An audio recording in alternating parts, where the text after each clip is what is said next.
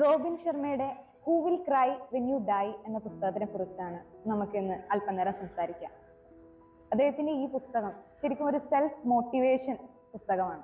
അദ്ദേഹത്തിന്റെ ജീവിത കഥകളിലൂടെയാണ് പറയുന്നതെങ്കിലും നമ്മുടെ ജീവിതത്തിൽ ഒരുപാട് സ്ഥലങ്ങളിൽ സ്റ്റക്കായി നിൽക്കുന്ന ഒത്തിരി പേർക്ക് ഇത് വലിയൊരു ആശ്വാസമായിരിക്കും.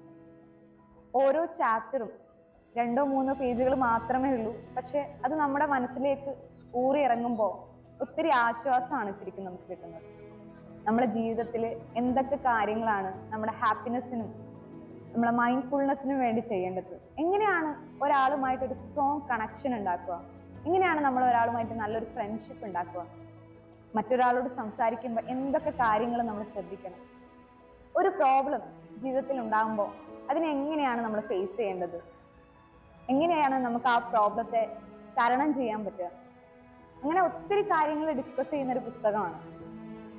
ഏറെ സമയക്കുറവുള്ള നിങ്ങളെ പോലെയുള്ള ഓരോ ആൾക്കാർക്കും ഇതിൽ ഓരോ ചാപ്റ്റർ ഒരു ദിവസം വായിച്ചാൽ മതിയാവും. അത്രയും സിമ്പിൾ ആയിട്ടാണ് അദ്ദേഹം എഴുതിയിരിക്കുന്നത്. ഇതിൽ എനിക്ക് ഏറ്റവും ഇഷ്ടപ്പെട്ട ഒരു ചാപ്റ്ററാണ് ഞാൻ നിങ്ങൾക്ക് വേണ്ടി ഇന്ന് പറയുന്നത്. Laugh more. പലപ്പോഴും ചിരിക്കാൻ മറന്നുപോയിരിക്കുന്ന ഒരു തലമുറയിലാണ് നമ്മൾ ഇന്ന് ജീവിക്കുന്നത്. അവർക്ക് വേണ്ടിയുള്ളതാണ് ഈ ചാപ്റ്റർ.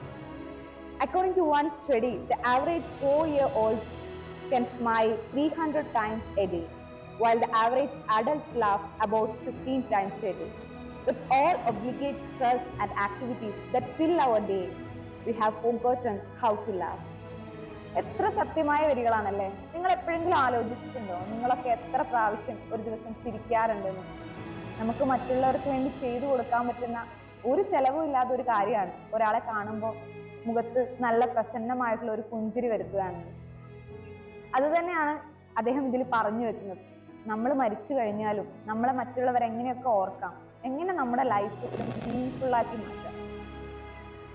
സ്വന്തം ഇംപ്രൂവ് ചെയ്യണമെന്നും സെൽഫ് മോട്ടീവ് ആവണമെന്നും വിചാരിക്കുന്ന ഏതൊരാൾക്കും വായിക്കാൻ പറ്റുന്ന ഈ പുസ്തകം ഞാൻ നിങ്ങൾക്ക് വേണ്ടി റെഫർ ചെയ്യുകയാണ്.